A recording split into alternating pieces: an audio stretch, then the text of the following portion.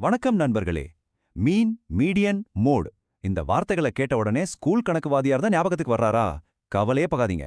ஏன்னா இது வெறும் கணக்கு கிடையாது. நம்ம அன்றாட வாழ்க்கையில முடிவெடுக்க உதவுற ரொம்ப ரொம்ப பவர்ஃபுல்லான டூல்ஸ். வாங்க, இது எப்படின்னு இன்னும் ஆழமா பார்க்கலாம்.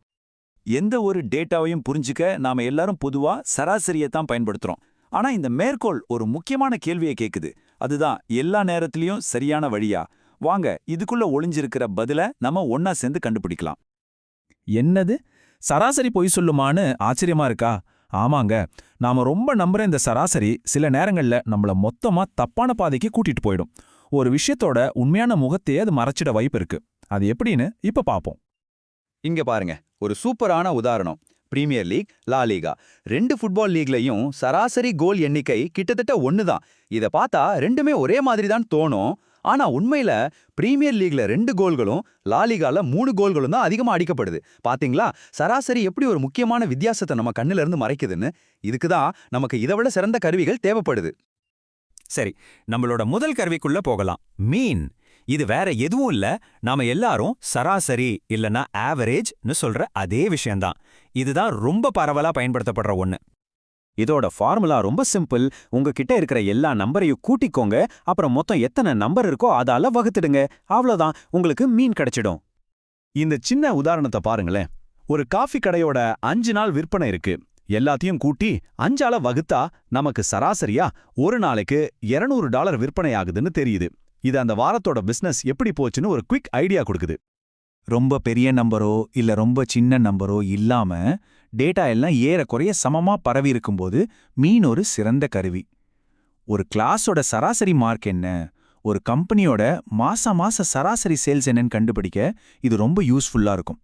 சரி, மீன் நம்மள தப்பா வழி நடத்துற சில இடங்கள்ல நமக்கு உதவுறதுக்கு ஒரு ஹீரோ வர்றாரு. அவர்தான் மீடியன். டேட்டாவோட உண்மையான நடுநிலைய இதுதான் நமக்கு காட்டும்.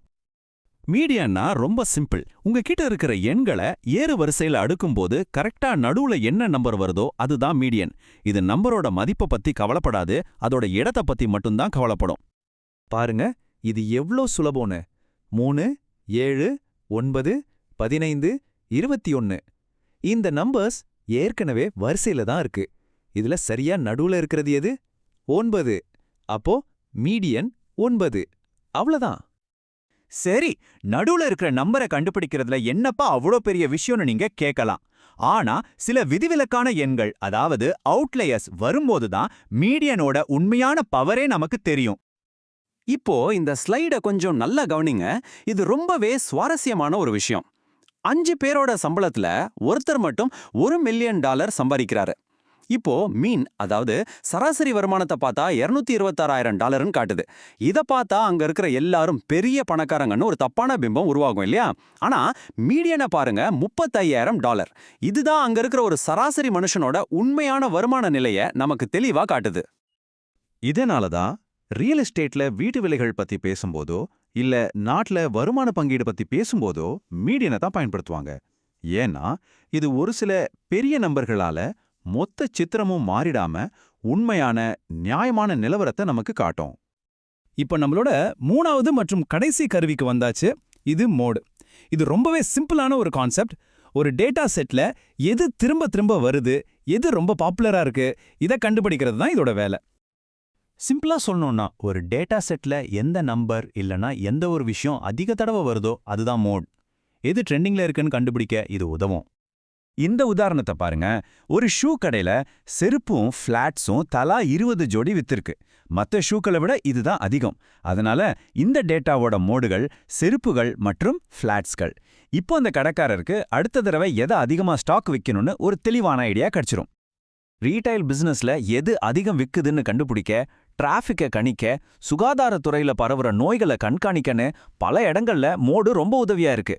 எது ட்ரெண்ட் ஆகுதுன்னு கண்டுபிடிக்க இது ஒரு அருமையான கருவி. ஓகே, இப்போ 3 கருவிகளையும் தனித்தனியா பார்த்துட்டோம். இப்போ முக்கியமான கேள்வி என்னன்னா, எந்த சூழ்நிலையில எதை சரியா பயன்படுத்தணும்?